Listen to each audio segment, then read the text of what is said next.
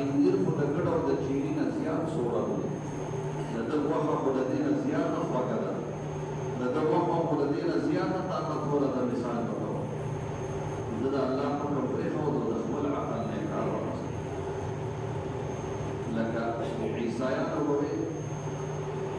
وي د مسلمانانو د پیغمبر صلی الله علیه وسلم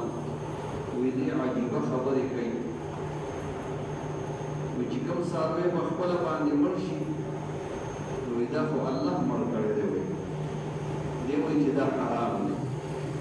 او کوم چې دا بنده په چاړه پرې راکاږي او ذبحه کړي او حلال کړي نو دا دې بنده مړ کړو کوم څیز چې الله مړ کړی دی نو دې وایي چې دا حرام دی دا پیغمبر وایي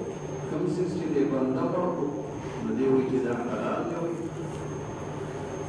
اوس عقل چې په دې ځای کې واخلي نو عقل واقعي چې لکه الله پاک کوم څیز مړ کړو پکار دا چې دا حلال وي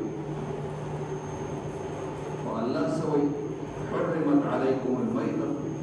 مرداره په تا باندې حرامه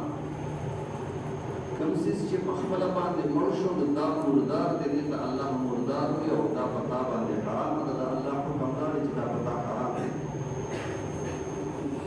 او کوم څیز چې تا ذبحه کړو نو هغه چې کوم دی په شرعي طریقه باندې دا حلال دی یا یو سړي یو څیز ذبحه کړو خو لیکن کلمې پې ونه وي قصدا عمدن پې کلمه ونه وي ولا تأكلوا مما لم يذكر اسم الله عليه فكم څیز باندې چې کلمه ونه ویلې شي نو هغه چې کوم دی تاسو باندې حرام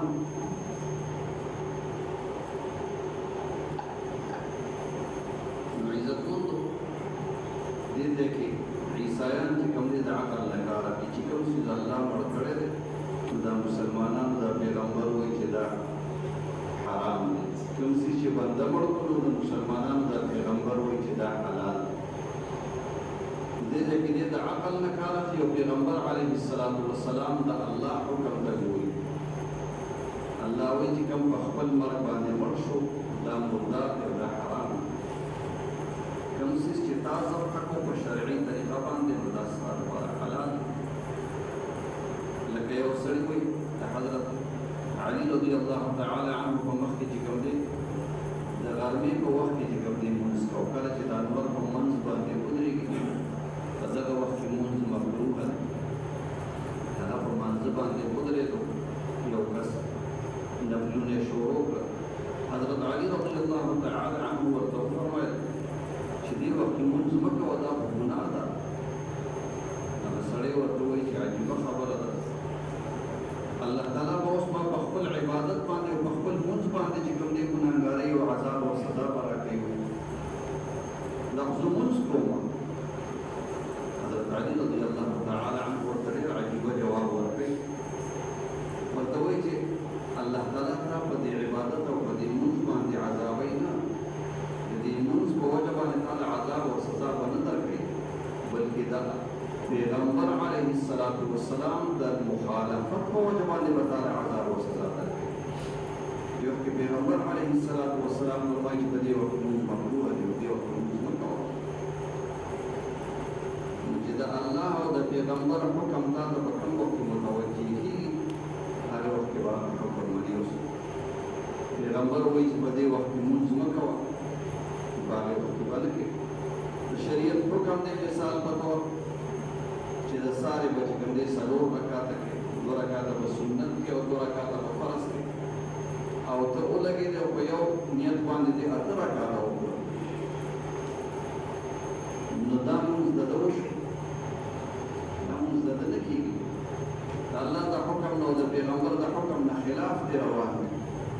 د الله حکم دا دی چې د سحر په بانګ سره به روژه چې کوم دی بندې او د ماښام په بانګ سره به روژه چې کوم دی باندې او دی وایي چې نه زه به چې کوم دی د سحر د لمونځ نه پس روژه بندوم د سحر د لمونځه پورې به خوراک کوم چې کله لمونځ کوم نو بیا به روژه بنده کوم او د ماښام په بانګ باندې ماسخوتن په بانګ باندې به ماتوم لکه زیاته روژه ونیسم نو د ده دا روژه وشوه ځکه ونه شوه چې د الله د حکم مخالفت ته وکړو د پیغمبر د حکم او د شریعت د حکم مخالفت ته وکړو